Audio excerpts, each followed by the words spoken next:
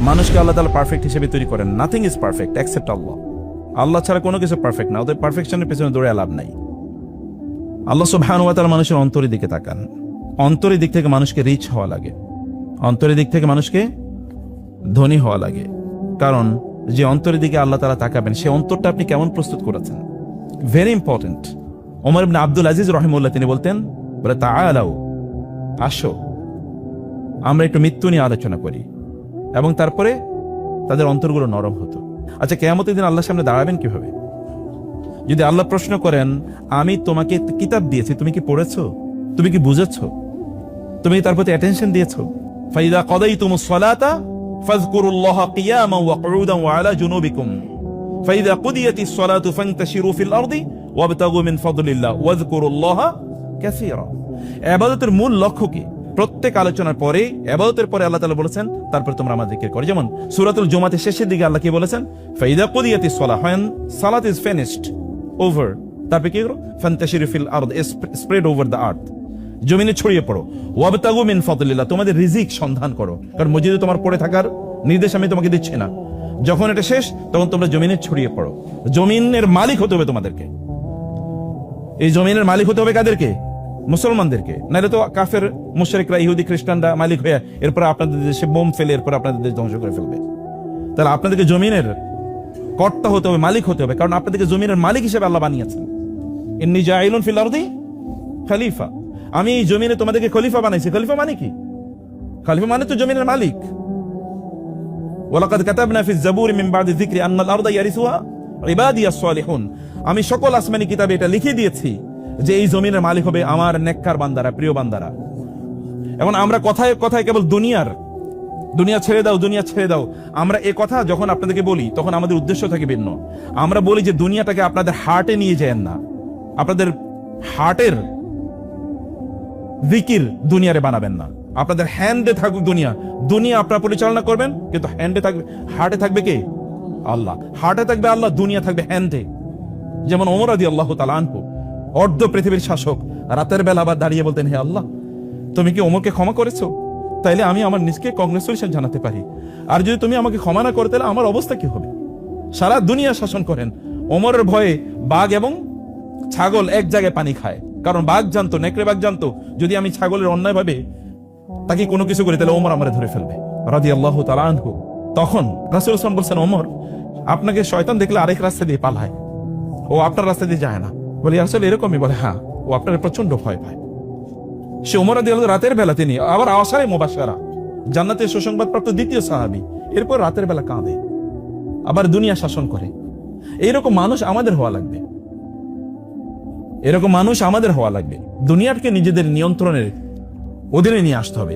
আমি যেটা বলছি, আল্লাহ সুবহানাহু ওয়া তাআলা তিনি বলছেন যে তোমরা জমিনে ছড়িয়ে পড়ো, কারণ দুনিয়া তোমাদের শাসন করা লাগবে, তোমাদেরকে পরিচালনা করা লাগবে।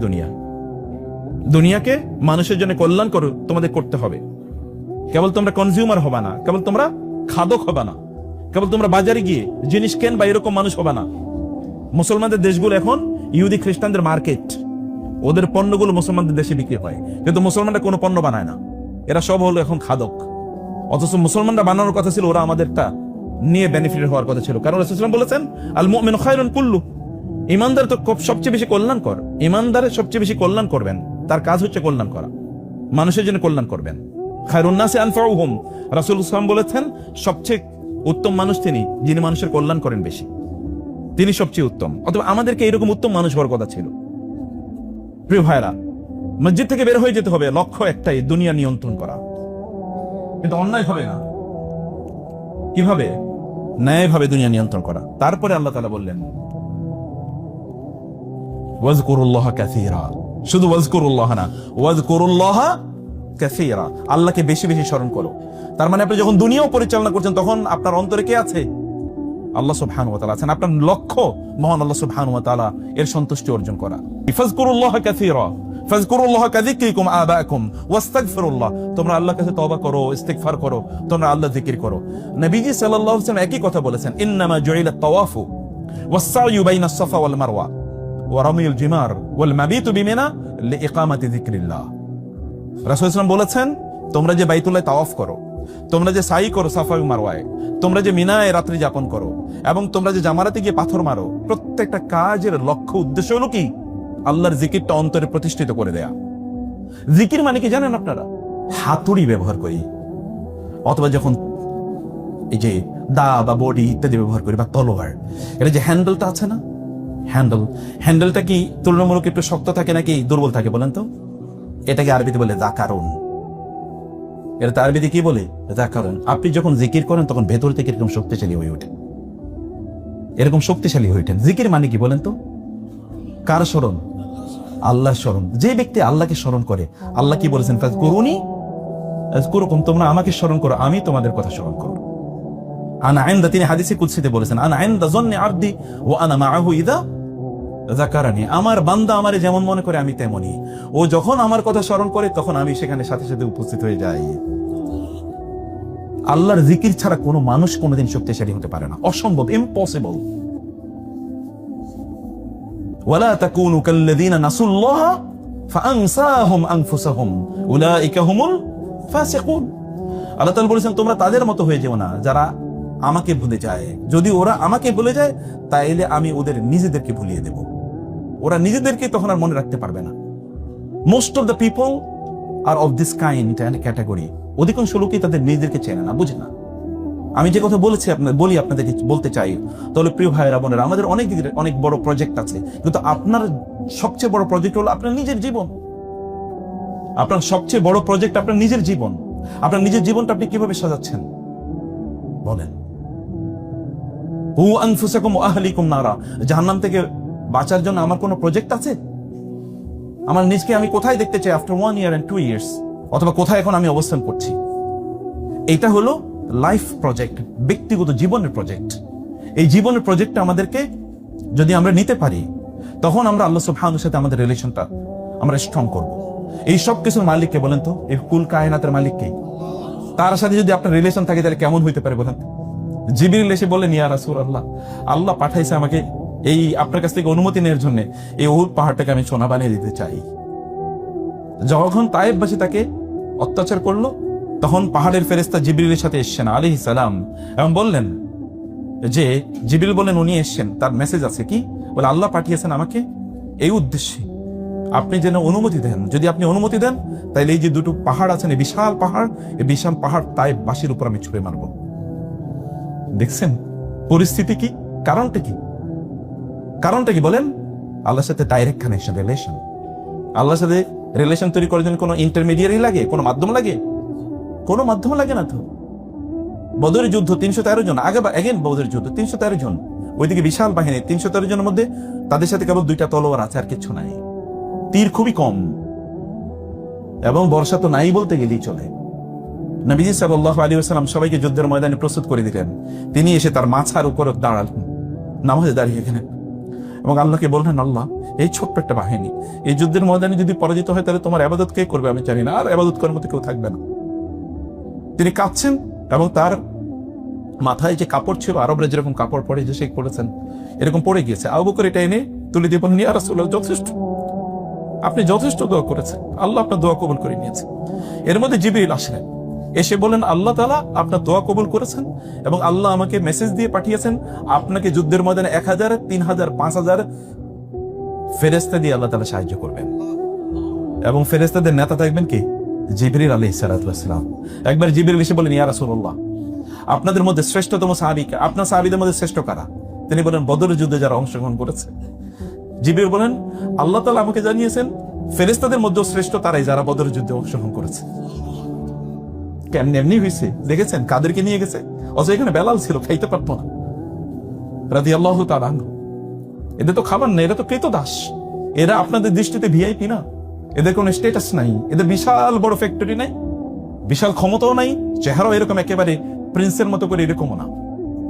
কিন্তু আল্লাহ তাআলা বলেছেন, ওয়াসবির নাফসাকা মা'আল্লাযীনা ইয়াদউনা রাব্বাহুম বিল গাদাতি ওয়াল আশি ইউরিদুনা ওয়াজহা ওয়ালা তা'দু আইনাকা আনহুম তুরিদু যিনাতাল হায়াতিদ দুনিয়া ওয়ালা তুতি' মান আগফালনা কলবাহু আন যিকরিনা ওয়াত্তাবা'a হাওয়াহু ওয়া কানা আমরুহু ফুরুতা। সূরাতুল কাহফে আল্লাহ তার রাসূলকে সতর্ক করে দিয়েছেন, খবরদার, এই যে যাদেরকে এসে ওরা বলেছে এগুলো তো মিসকিন, এই মিসকিনদের সাথে আমরা আপনার সাথে বসে কথা বলতে পারবো না, এদেরকে এখান থেকে সরান, তাইলে কেবল আমরা আপনার সাথে কথা বলবো। আল্লাহ বললেন, নো, খবরদার, ওয়াসবির নাফসাকা মা আল্লাযিনা ইয়াদউনা রাব্বাহুম বিল গাদাতি ওয়াশ আশি, যারা সকাল এবং সন্ধ্যায় আল্লাহর জিকির করে, আল্লাহকে ডাকে, এই লোকগুলো আমার দৃষ্টিতে ভিআইপি। আপনি ওদের সাথে সময় কাটাবেন, আপনি ওদের সাথে সময় কাটাবেন। রাসূল সাল্লাল্লাহু আলাইহি ওয়াসাল্লাম মসজিদে এই আয়াত নাজিল হওয়ার পর মসজিদে কোনায় কোনায় গিয়ে খুঁজতেন। ওই যে সাহাবীরা খাব্বাব, খুবাইব, বেলাল, এরা তো এমনি একটু দুর্বল, দেখতে হচ্ছে এরা সুরা এরকম ইমপ্রেসিভ না, সমাজে এরকম কোনো পাওয়ারফুল এরকম কিছু না, ওই চিপায় কোনায় বসে থাকতো। রাসূল খুঁজে খুঁজে তাদেরকে বলতেন, আল্লাহ তাআলা তোমাদের সাথে আমাকে সময় কাটানোর জন্য নির্দেশ দিয়েছেন, আমি তোমাদের সাথে বসে সময় কাটাবো। ভিআইপি কে? কে ভিআইপি আল্লাহর দৃষ্টিতে? আপনাকে আল্লাহর দৃষ্টিতে ভিআইপি হওয়ার জন্য কাজ করতে হবে। রাসূল সাল্লাল্লাহু আলাইহি ওয়াসাল্লাম বলেছেন, এমন অনেক লোক আছে যারা কেউ তাদেরকে চেনে না, কোথাও গেলে জিজ্ঞেস করে না, না গেলেও জিজ্ঞেস করে না, কিন্তু আল্লাহর কাছে তারা এতটা ভিআইপি, এর যদি একবার হাত তোলে তাহলে আল্লাহ বলেন এটা আমার জন্য মাস্ট হয়ে গেল। ওর হাত তুলে ও আমার কাছে যা প্রার্থনা করেছে, যা বলেছে, ওর মুখ থেকে যা উচ্চারণ হয়েছে তা বাস্তবায়িত হবেই হবে। কেউ চেনে না থাকে, তার ফেসবুকে কোনো ফলোয়ার নাই, তার ইউটিউবে কোনো বড় ভিউ নাই, তার টেলিভিশনে কোনো প্রোগ্রাম নাই, কোনো ইস্যু না, কেউ তার দাওয়াতও দেয় না।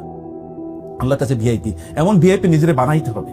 আচ্ছা, জান্নাতে তো আপনারা জানেন, লা লাগুন ফিহা ওয়ালা তাকসিম, সেখানে কোনো অপ্রয়োজনীয় কাজ নাই। খেলা দেখা চিৎকার চেঁচামেচি করবে, হই হুল্লোড় করবে, এবং নিজের মেয়েরে দেখায় বলবে আমার মেয়েরে নিয়ে আমি গর্বিত, কারণ সকল প্লেয়ারের নাম মুখস্থ। আছে কিনা জানেন না? আছে না এরকম? এই বাংলাদেশেই তো আছে। এবং রাত জেগে জেগে, আপনাদের মধ্যে এরকম থাকতে পারে, আল্লাহ মাফ করুন, রাত জেগে খেলা দেখছেন, এরপরে দিন ফজরের নামাজ নাই। এগুলো নিয়ে আপনার গর্ব, আমার ওই টিম, আপনার ওই টিমের সাথে এরপরে থাইকেন জান্নাতে, দেখেন না রাখে কিনা আল্লাহ তাআলা জান্নাতে। এই আইডেন্টিটি দেখেন না, সেদিন আইডেন্টিটি কোথায় যায়। মুসলমানদের সবচেয়ে বড় ক্রাইসিস হচ্ছে আইডেন্টিটি ক্রাইসিস। টাকা পয়সার ক্রাইসিস কে বলছে? এই পৃথিবীর প্রায় 70% মিনারেল রিসোর্স মুসলমানদের কাছে, 40% ন্যাচারাল রিসোর্স মুসলমানদের কাছে, কি নাই? এবং এই পৃথিবীর 3/1 মানুষ মুসলমানদের কাছে, যাদেরকে বলা হিউম্যান রিসোর্সেস। তাহলে মুসলমানরা কেন মার খাচ্ছে? কেন মার খাবে? কি কারণে মুসলমানরা দুর্বল? দুর্বল একটাই, তার আইডেন্টিটি নাই। তো সে তার নিজকে মুসলিম হিসেবে গর্ব করে না, সে তার আইডেন্টিটি প্রকাশ করে না, সে তো ইনফেরিয়রিটিতে থাকে। আল ওয়াহান, আল ওয়াহান, দুর্বল। আরবিতে বলা হয়, আল্লাহ তাআলা বলেছেন, ওয়ালা তাহিনু ওয়ালা তাহজানু ওয়া আনতুমুল আ'লাউনা ইন কুনতুম মুমিনিন। মুমিন যদি হও তাহলে তোমরাই গোটা পৃথিবীর বিজয়ী, এই পৃথিবী তোমরাই নিয়ন্ত্রণ করবা। কিন্তু ওয়াহান নিজের মধ্যে নিয়ে আসা যাবে না। ওয়াহান মানে হচ্ছে কোন একটা পাখি যখন ধরেন সে বিষাক্ত কোন একটা খাবার খেয়ে ফেললো, খাবার খেয়ে ফেলার পরে তার গোটা শরীরে বিষ ছড়িয়ে পড়েছে, এখন সে ঝাপটাতে পারে না, তার পাখাগুলো তুলতে পারে না, পায়ের উপর ভর দিতে পারে না, এখন উঠতে পারে না, একেবারে মরার মতো পড়ে আছে। এবং উম্মার অবস্থা দেখেন না এরকম, গোটা উম্মা এখন মরার মতো পড়ে আছে। নেকড়ে বাঘরা চারিদিকে তাদেরকে খাবলা দিয়ে খাচ্ছে, আর বলার মতো কেউ নাই, চিন্তা করার মতো কেউ নাই। চিন্তাই তো করেন লোকেরা। তার স্ত্রী যদি তাকে না বলতে পারেন যে তোমাকে তো আমি পরিবর্তিত মানুষ হিসেবে দেখছি, তুমি তো অন্যরকম মানুষ হয়ে গেছো, মাশাআল্লাহ। তার স্বামী যদি তাকে না বলে যে তুমি তো আগের চেয়ে অনেক ভালো হয়ে গেছো, তার সন্তান যদি তাকে না বলে বাবা মা তোমাকে তো আমি ভিন্ন মানুষ পেয়েছি, আগে তো তুমি এমন ছিলে, এখন মাশাআল্লাহ তুমি অনেক ভালো মানুষ হয়ে গেছো, এবং আপনার কলিগরা যদি আপনাকে ডিফারেন্ট মেন ওমেন হিসেবে না দেখে, আপনার সমাজের লোকেরা, প্রতিবেশীরা যদি ফিলই না করে যে লোকটা পরিবর্তন হয়ে গেছে, তাহলে কিসের হজ? তাহলে এই হজ কি? এই হজ দিয়ে আপনি আল্লাহকে সন্তুষ্ট করবেন? আল্লাহর ইবাদত করার জন্য কি আল্লাহ তাআলা আর সৃষ্টিতে কেউ নাই? এই সৃষ্টিতে এমন কোনো কিছু নাই জিন এবং মানুষ ছাড়া যারা আল্লাহর ইবাদত করে না, কিচ্ছু নাই। ওয়ালাহু ইয়াসজুদু মান ফিস সামাওয়াতি ওয়াল আরদি তাওআন ওয়া কারাহা। আসমান এবং জমিনে যা কিছু আছে সব আল্লাহর ইবাদত করে। সূর্যকে কোনোদিন পশ্চিম দিক থেকে উঠতে দেখছেন? সূর্য কোনোদিন তার নির্ধারিত সময়ের বাইরে 1 সেকেন্ড পরে উঠছে? উঠে নাই। যা যেখানে হওয়ার কথা তা সবই হচ্ছে, সবকিছু। ওয়াসসাহাবিল মুসাখখারি বাইনাস সামাই ওয়াল আরদ, আসমানে এবং জমিনের মধ্যখানে মেঘ ঝুলে আছে, ওটাকে কোনোদিন আপনি দেখেন না যে মাধ্যাকর্ষণ শক্তি নষ্ট হয়ে গেছে, এবং এ কারণে কি সেটা এখন ভূমি জমিনে পড়ে সব চূর্ণ বিচূর্ণ হয়ে গেছে, এটা দেখেন না? এটা স্টিল ইন ইটস পজিশন, সেটা সবকিছু মেনটেন করে চলছে। সবকিছু আল্লাহ সুবহানাহু ওয়া তাআলা আনুগত্য করে, কেবল মানুষ ছাড়া, কেবল মানুষ ছাড়া। আর আল্লাহ তাআলা বলছেন এগুলো দুইটা বোঝা, এই জমিনের উপর বোঝা। আল্লাহ সুবহান বলেছেন সাকালাইন, 2 বোঝা আল্লাহ বলেছেন। প্রিয় ভাইরা, পরীক্ষা হলে কেউ যাওয়ার পরে, পরীক্ষা দিয়ে আসার পরে বলে নাকি যে শেষ? তো তার তো রেজাল্ট পাবলিশ হবে কয়েকদিন পরে, এরপরে বোঝা যাবে যে সে কি কত ভালো ছাত্র ছিল, কতটুকু ভালো করেছে। রেজাল্ট তো পাবলিশ হয় না, রেজাল্ট পাবলিশ হবে কোথায়? ফাইনাল রেজাল্ট পাবলিশ হবে আখিরাতে, আর দুনিয়াতে রেজাল্ট পাবলিশ হবে আচরণে। যে লোকের শরীরে তার অস্তিত্বে কোনো গুনাহ নাই, সে ব্যক্তির আচরণটা কেমন হওয়ার কথা? কেমন হওয়ার কথা বলেন? তার কথাগুলো কেমন হবে? তার দৃষ্টিটা কেমন হওয়ার কথা? সে যে ব্যবসা করে তার ব্যবসা কেমন হওয়ার কথা? সে যে চাকরি করে তার চাকরিটা কেমন হওয়ার কথা? সবকিছুর মধ্যে কোয়ালিটেটিভ চেঞ্জ আসার কথা না? আপনারা বলেন যে এই পরিবর্তন আছে কিনা? এই বাইতুল্লাহ যারা নির্মাণ করেছে, বাপ এবং ছেলে, বাপ বেটা মিলে বাইতুল্লাহ নির্মাণ করার পরে কি করছে তারা? ওয়াইজ ইয়ারফাউ ইব্রাহিমুল কওয়াইদ মিনাল বাইতি ওয়া ইসমাঈলু রব্বানা তাকাব্বাল মিন্না ইন্নাকা আনতাস সামিউল আলিম। বাপ এবং ছেলে মিলে বাইতুল্লাহ নির্মাণ করেছে। বাইতুল্লাহ যেখানে 1 রাকাত নামাজ পড়লে 1 লক্ষ রাকাতের সওয়াব পাওয়া যায়, যারা নির্মাণ করেছে তাদের মর্যাদার লেভেল থেকে। এবং আল্লাহ সুবহানাহু ওয়া তাআলা বলেছেন, বাবাকে বলেছেন ইব্রাহিম আলাইহিস সালামকে, ইন্নী জাইলুকা লিন-নাসি ইমাম, আমি তোমাকে মানব জাতির নেতা বানালাম। সেই মানব জাতির নেতা, লিন-নাস, ফর অল দ্য পিপল। লিন-নাস এটা কিন্তু সাধারণ কয়েকটা মানুষ না, লিন-নাস মানে হোল হিউম্যানিটি, আমি সবার জন্য তোমাকে নেতা বানালাম। সেই নেতা এবং তার ছেলে হাত তুলে বলছে রব্বানা তাকাব্বাল মিন্না। আল্লাহ বাইতুল্লাহ বানাইছে, তাতে কি আসে যায়? তুমি যদি কবুল না করো তাহলে এটা তো একটা পণ্ডশ্রম, এটা একটা পণ্ডশ্রম, এটা তো কোনো কাম নেই। আচরণগত পরিবর্তন তো সেখানে আসতে হবে, কথাবার্তার মধ্যে পরিবর্তন আসতে হবে, অপ্রয়োজনীয় কাজ থেকে আপনার নিজকে আপনার দূরে রাখতে হবে। কাফা বিনাফসিকা আল-ইয়াওমা আলাইকা হাসিবা। আপনি নিজে জিজ্ঞেস করে দেখেন আমার মধ্যে কতটুকু পরিবর্তন হয়েছে। আয়নার সামনে দাঁড়ান, দেখেন না চেহারার মধ্যে পরিবর্তন হয়েছে কিনা, আচরণের মধ্যে পরিবর্তন হয়েছে কিনা, নামাজে আপনি কখন আসেন, নামাজে আপনার টাইমিং বেড়েছে কিনা, কোরআন তেলাওয়াতে আপনার আগ্রহ বেড়েছে কিনা। লাকাদ খালাকনাল ইনসানা ফি কাবাদ। আমি তো মানুষের পরিশ্রমের মধ্যেই তৈরি করছি। আপনার মা যখন আপনাকে জন্ম দিছে, পরিশ্রম ছাড়া জন্ম দিছে নাকি? আপনার জীবন তো পরিশ্রম, আপনি সারাদিন তো এমনি পরিশ্রম করেন। কিছু কিছু লোক তো 24 ঘন্টার মধ্যে 14, 15, 16 ঘন্টায় দৌড়ায় এবং তার দুনিয়ার কল্যাণের জন্য দৌড়ায়, এর বাইরে কিছু না।